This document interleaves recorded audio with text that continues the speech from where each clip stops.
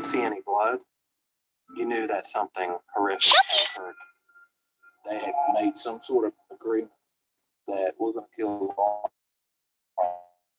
There were just pieces. You could imagine if first find any DNA. You really do this work to speak for those who can't speak for themselves. A shocking murder becomes a dark mystery. The victim's body holds the key to convicting the killer. Every fiber is a clue. Every wound is a piece of the puzzle. In these cases, it's up to the medical examiner to find the crucial evidence and catch the murderer. This is Secrets of the Morgue. I open the box and I find numerous vials. There were just pieces of bone. There was ribs. There were vertebrae.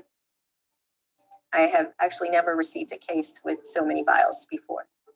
So it was very, very difficult. Hence, I think that's why they brought it to me.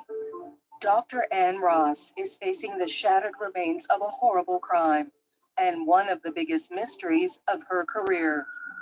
What drives us to do this kind of work is bones tell you the life history of the person. And we can tell you what happened in the death. Area of specialization.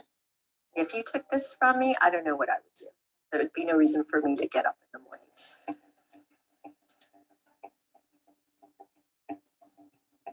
The remains, found in a creek, have traveled over 1,000 miles back to Dr. Ross's examination table.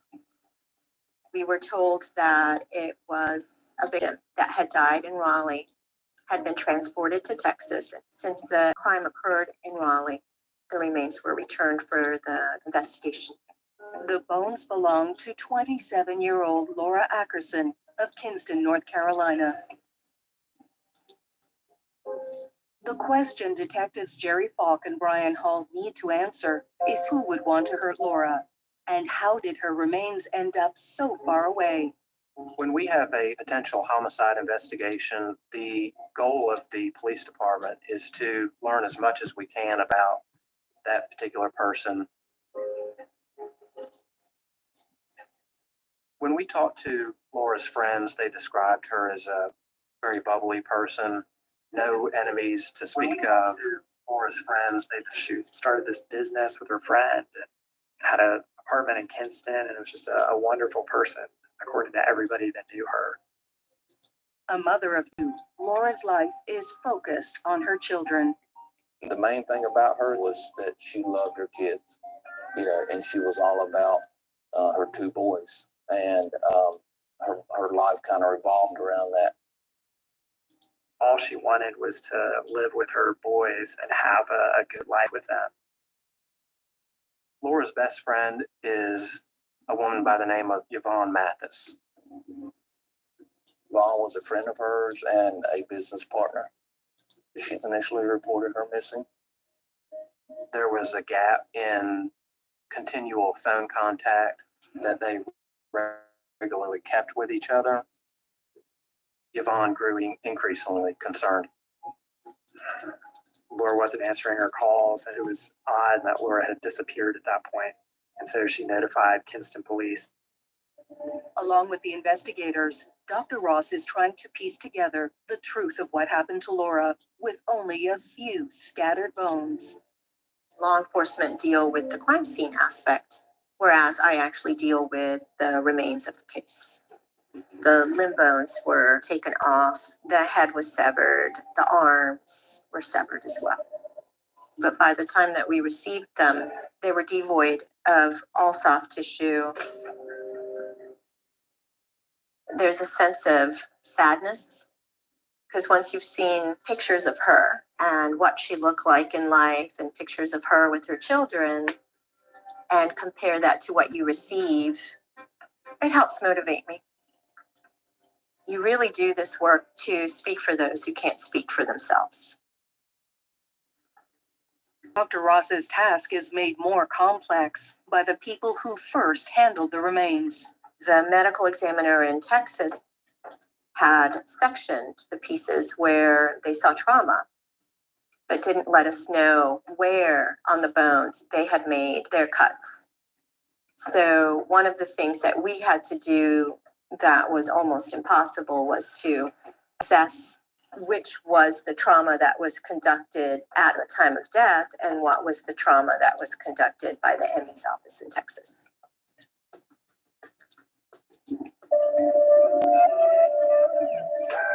How Laura's body ended up dismembered is a mystery that detectives have spent weeks trying to unravel. Generally speaking, people are not killed by strangers. They're killed by somebody they know. And people generally have a relationship of some kind to their assailant. There are occasions where we have what's called a stranger on stranger murder, but that is the rarity. That's not the norm. The detective's first stop is a man that Laura's been seeing. Mike was somebody that we definitely talked to, and he actually contacted us initially because he heard that Laura was missing. I remember him, offering, "Hey, do you mind if I create some flyers, some missing person flyers and distribute them?" Guilty parties will often stay close to investigators who are working the beat. They like to keep tabs on the investigation, and they find a thrill in the fact that they're able to get away with it. So this is often an indication that a person is guilty. Detectives look deeper into Mike's relationship with Laura. He actually worked for Mike. And from what he said, they went out on a couple dates, 3 or 4 dates. He was a person of interest in that sense. He had a computer that he had communicated with her on, and we took a look at that. He would have liked to continue dating her, but she said, "No, I can't date anybody right now. I'm in the middle of this custody case, and I don't want to do anything to jeopardize that." Ultimately, Mike is cleared, but the custody case is a promising lead, one that points investigators towards her ex, Grant Hayes. He was this well-known, kind of charismatic type personality, the life of the party sort of person. Grant Hayes played at area bars, and a lot of people knew him as a great musician.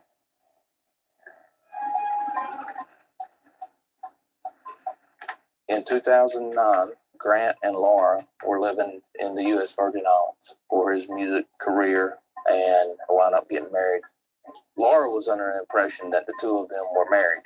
They went to the courthouse and went through the whole ceremony, but Grant never actually signed the marriage license, so the marriage was null and void. So they were actually never married. The couple has 2 children together. But while they were living in the Virgin Islands, Grant met Amanda.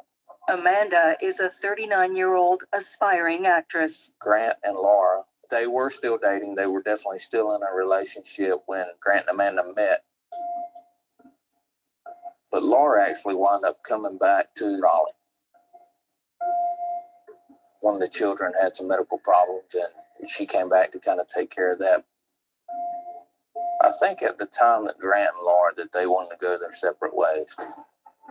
With Laura and the children back in North Carolina, Grant and Amanda are free to make their relationship legitimate. Grant and Amanda wound up getting married in Las Vegas. And they also had a child together. The couple moves back to Raleigh, North Carolina. Grant wants to be closer to the sons he shares with his ex, Laura. What we found out was they had a court-ordered child custody arrangement where they would meet on Fridays and exchange the kids.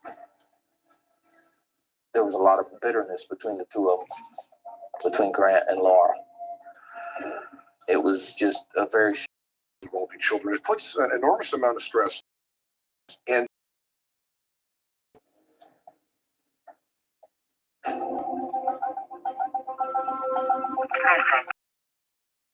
Sent Wednesday, July 13th at 4:19 p.m. Investigators discover a voicemail Laura left for a friend on the day she went missing. I'll be here in about an hour. I'm going to go visit with my boys. Don't know what's going to happen as far as I'm concerned. So I'll give you a call when I'm done, and I just wanted to let you know too. I don't know if I'll be able to see you before 7, but I want to find out if you're going to be available after that at any point. So that's it. The voicemail raises questions for police. It was very unusual for Laura to go have a custody exchange with Grant at Just a short time, a few hours. She comes back to the apartment about 9:30, drops the boys off. Detectives press Grant for details about Laura's late night visit. Phone sounded like it was cutting in and out. Grant said, I don't have good phone service right now. I'm out in the boonies, which we thought that was odd because Grant lived in Raleigh. I didn't think they had any boonies in Raleigh.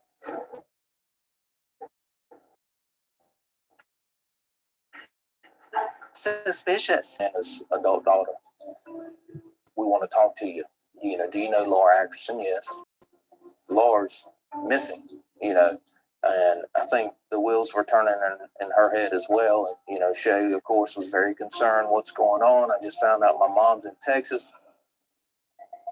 We asked, why did they go to Texas for? And she called her mom, and Shay's like, I had no idea you're going to Texas. The revelation explains the G phone connection, but doesn't explain why Grant and his new wife left town right after his ex went missing. That threw up a red flag to us, like, why are they in Texas?